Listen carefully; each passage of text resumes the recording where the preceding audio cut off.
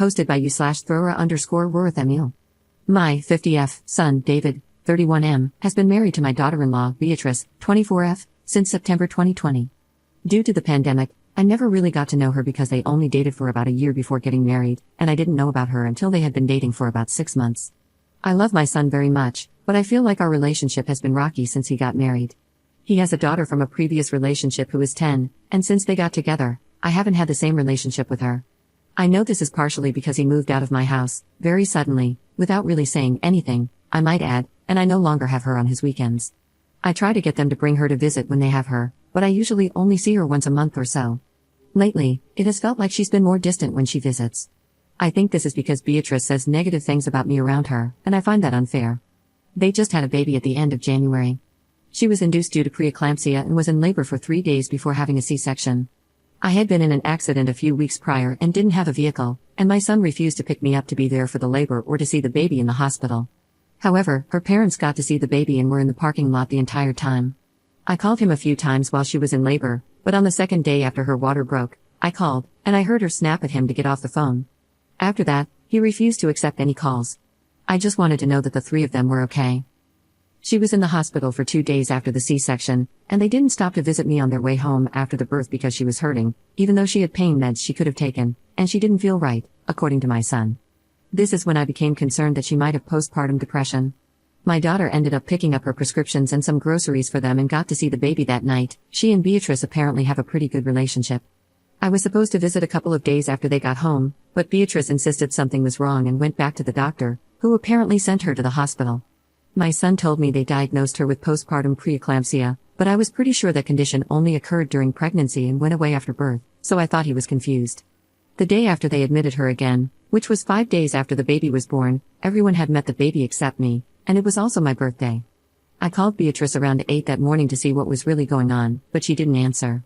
A while later, my son called to wish me a happy birthday and asked why I had called Beatrice. I admit I snapped at him, saying she should be returning my call because I had called her. I hung up on him, and maybe 5 minutes later, she called me. I told her she should have called me, as I wanted to hear her voice and get the details directly from her, since my son tends to get confused.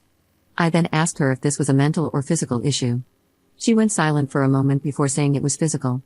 I asked if she was sure, and she got a bit snippy, saying that they had padding on her bed because she was a seizure risk, and that she couldn't be alone with her newborn, so she was pretty sure.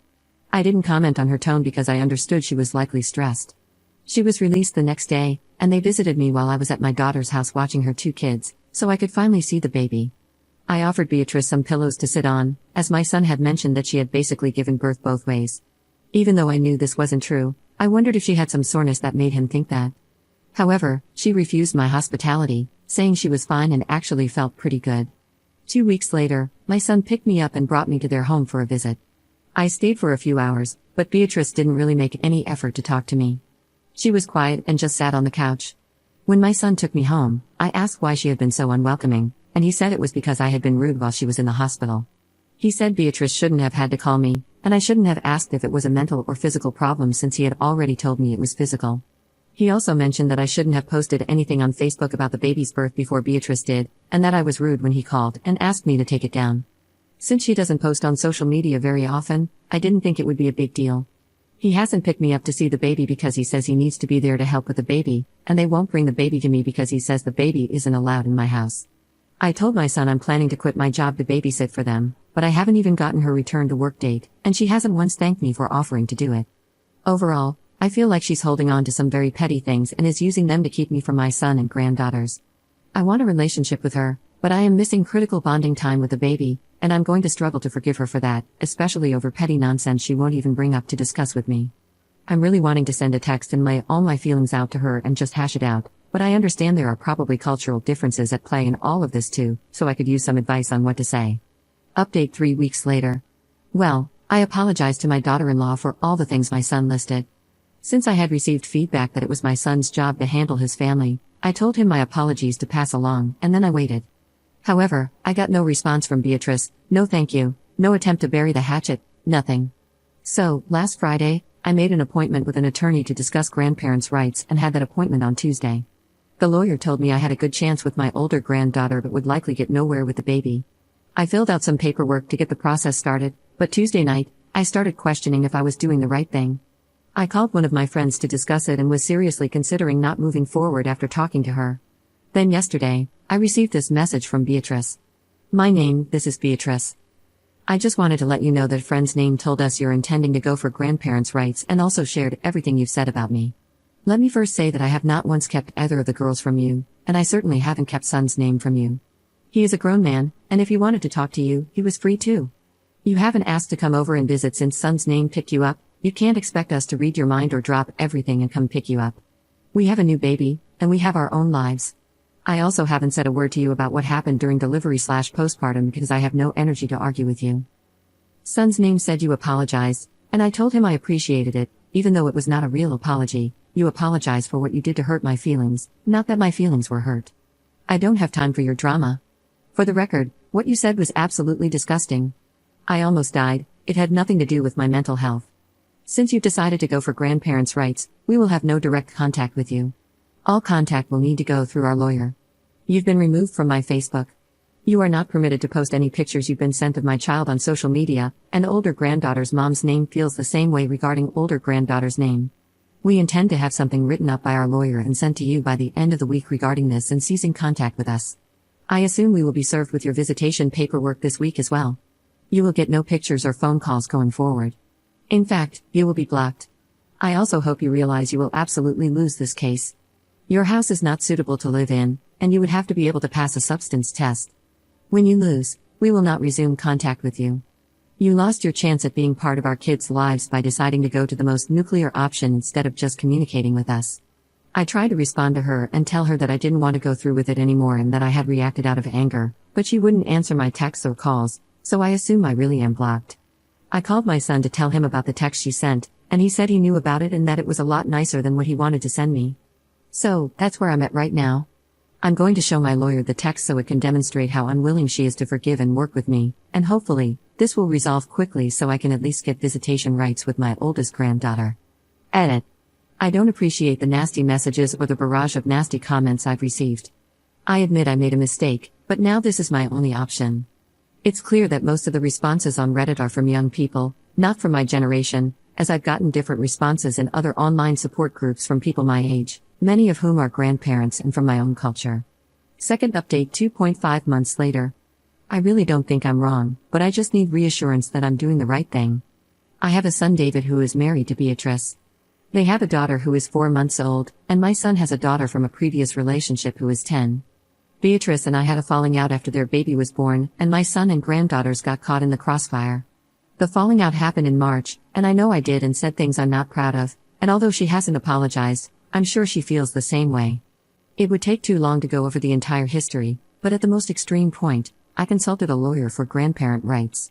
During this time, my son had no contact with me, but when I dropped the grandparents' rights case, I asked for things to go back to normal. My son expressed that he wanted things to return to normal, but that a lot of damage had been done, and he wasn't sure if we could truly go back to how things were before.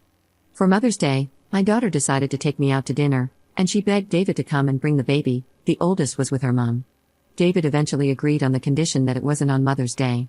He, the baby, and Beatrice came. Beatrice was quiet for most of the dinner, but she did talk to my daughter a few times. I guess they have a pretty good relationship. Beatrice held the baby the entire time and wouldn't let me hold her or take pictures. Part of our falling out was over pictures and Facebook, so I found this to be petty. Overall, I would have called dinner a success. At the end, I hugged my son and told him I was proud of him for putting his foot down and coming to dinner with his daughter, and that I hoped he could continue to do that. Looking back, I know I shouldn't have said anything. My son called me later that night and told me that he couldn't continue to have a relationship with me. He said that Beatrice is their child's mother, and he wouldn't ever bring the baby anywhere without her blessing. I was drunk when he called because I've had a hard time coping, and I admit I lost it a little during the phone call. I told him it was despicable that he couldn't stand up to his wife, and that he should have come to see me on Mother's Day because I am his mother. He ended up hanging up on me. I called the next day and profusely apologized to him. I know it was wrong of me to have said what I did, and I told him I want a relationship with him. He told me he couldn't do this with me anymore. I have been heartbroken ever since, but I understand, I guess. I called him last night and told him that I wouldn't be contacting him or his wife anymore, and that I respected that we wouldn't have a relationship. I also let him know I would be taking him off as my power of attorney and out of my will, so he never had to be bothered with anything from me again. I don't have much anyway. He got mad at me and called me a sorry excuse for a mother, and now my daughter is saying I'm manipulative. I really don't understand how I was wrong in giving him what he wants. Third update 2 days later. After someone posted a link to what I believe are my daughter-in-law's Reddit posts, and I read some of the verbal attacks I received, I did some more reflection. I feel like her perspective of events really helped shift my view. I do want to point out that several people told me I was not wrong and that this younger generation has a poor view of family values. I truly believe I was judged so harshly because there are so few parents and grandparents on Reddit. I went to my son and daughter-in-law's house, but it was mostly empty. I was afraid of this after reading her post and some of the comments. I found the listing, and it's been posted for almost a week and is currently pending, but I can't find where they moved to, and all the photos show the house mostly empty. I suspect they bought a new house under an LLC, so I'm currently trying to figure out how to find out the name of the LLC and then find the house. I talked to one of their neighbors, and they said they moved most of their stuff out around the beginning of May, so my son kept this from me for quite a while, and didn't even bother to mention it at dinner. I had a meeting with my therapist to help me through this, but I'm still a wreck. My son has just disappeared. I know everyone here is looking at my small 3,000 character limited posts and my daughter-in-law's long gripes about me, but my son wouldn't do this on his own. His wife is absolutely manipulative, but it doesn't change the fact that I handled this all wrong and drove him further away. If I had just sought out a relationship with my son and granddaughters without involving Beatrice, I don't think I would be in this situation. I should have just played nice. One commenter put it perfectly when they asked me, "Do you want to be right, or do you want to have a relationship with your son and granddaughter?" And I chose wrong.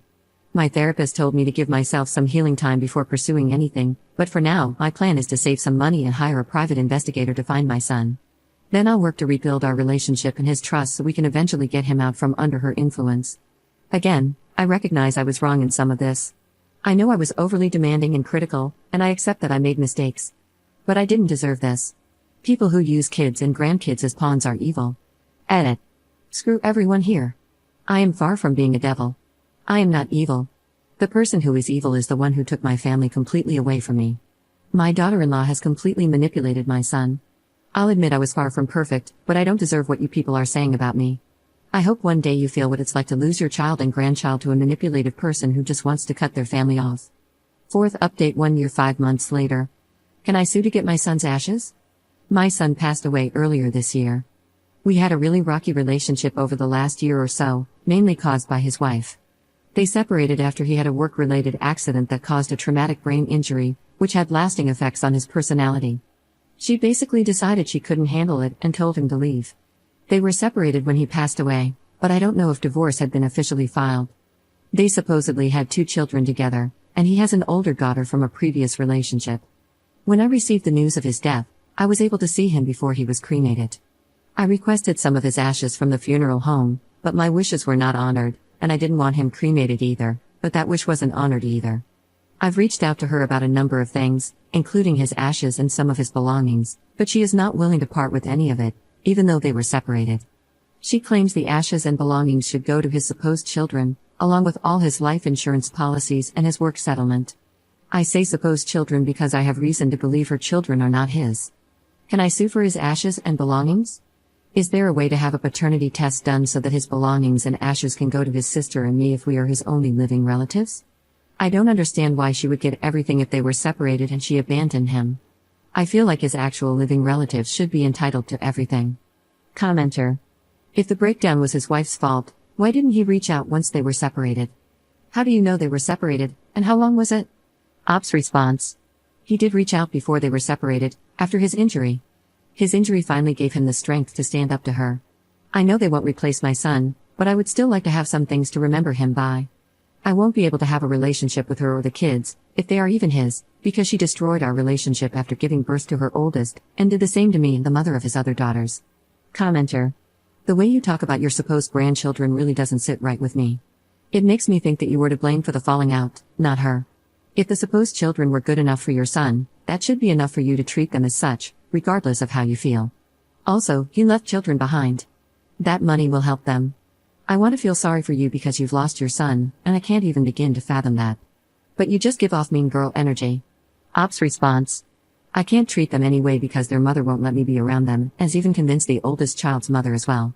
She has taken everything, including the last moments with him, and stole 1.5 years of his life from me. She abandoned him. Commenter. By supposed kids, you mean your grandchildren? This post screams that you're only concerned about the money. Ops response. I don't just want the money, I just don't think it should go to her. I would like some of his belongings because I want something to remember him by. He built things that I would like to have, and there are items he got from my mother that I would like back. I also have reason to believe the kids aren't his. His wife made us estranged, and I blame her for his death.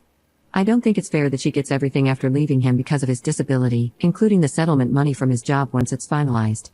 He died alone in a hotel because she wouldn't take care of him and was punishing him for talking to me after his injury made him stand up to her.